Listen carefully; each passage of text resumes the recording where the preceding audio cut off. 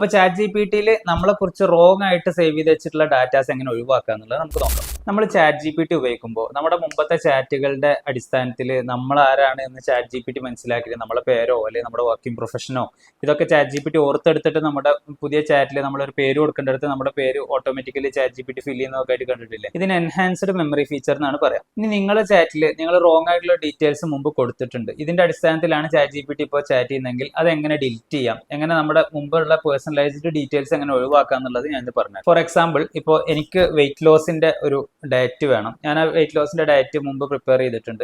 പിന്നെ ഒരു സമയത്ത് ഞാൻ എൻ്റെ ഒരു ഫ്രണ്ടിന് വേണ്ടിയിട്ട് ഒരു വെയിറ്റ് ഗെയിനിന് വേണ്ടിയിട്ടുള്ള ഒരു ഡയറ്റ് ചാറ്റ് ജിപിടിനോട് ചോദിച്ചു. ഒരുപക്ഷെ ചാറ്റ് ജിപിടി നെക്സ്റ്റ് ടൈം ഞാൻ ഫുഡിന്റെ കലോറിയോ മറ്റൊക്കെ ചോദിക്കുകയാണെന്നുണ്ടെങ്കിൽ എനിക്ക് വെയിറ്റ് ഗെയിനുമായി ബന്ധപ്പെട്ടുള്ള ഡീറ്റെയിൽസ് പറഞ്ഞുതരാൻ ചാൻസ് ഉണ്ട്, അല്ലെങ്കിൽ അതിനാവശ്യമായിട്ടുള്ള മോട്ടിവേഷൻസ് പറഞ്ഞുതരാൻ ചാൻസ് ഉണ്ട്. അപ്പോൾ ചാറ്റ് ജിപിടിയിൽ നമ്മളെ കുറിച്ച് റോങ് ആയിട്ട് സേവ് ചെയ്ത് വെച്ചിട്ടുള്ള ഡാറ്റാസ് എങ്ങനെ ഒഴിവാക്കുക എന്നുള്ളത് നമുക്ക് നോക്കാം. അപ്പോൾ നമ്മൾ ചാറ്റ് ജിപിടി എടുത്തിട്ട് നമ്മുടെ ചാറ്റ് ജിപിടിയുടെ നമ്മുടെ പ്രൊഫൈലിൽ ക്ലിക്ക് ചെയ്യാം. നമ്മുടെ പ്രൊഫൈലിലെ സെറ്റിങ്സിൽ വരാം. നമ്മുടെ പ്രൊഫൈലിലെ സെറ്റിങ്സിൽ വന്നു കഴിഞ്ഞാൽ ഇവിടെ നമുക്ക് പേഴ്സണലൈസേഷൻ എന്ന് പറഞ്ഞിട്ടുള്ളൊരു ബട്ടൺ ഉണ്ട്.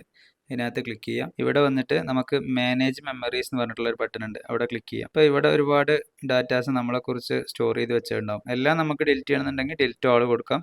അല്ലെങ്കിൽ സെപ്പറേറ്റ് ഡിലിറ്റ് ചെയ്യണമെങ്കിൽ ഇവിടെ ഡിലിറ്റ് ബട്ടൺ ഉണ്ടാവും. അതിനകത്ത് ക്ലിക്ക് ചെയ്തിട്ട് നമുക്ക് ഓരോന്നോരോന്നായിട്ട് നോക്കിയിട്ട് വായിച്ച് നോക്കിയിട്ട് ഡിലിറ്റ് ചെയ്യാം.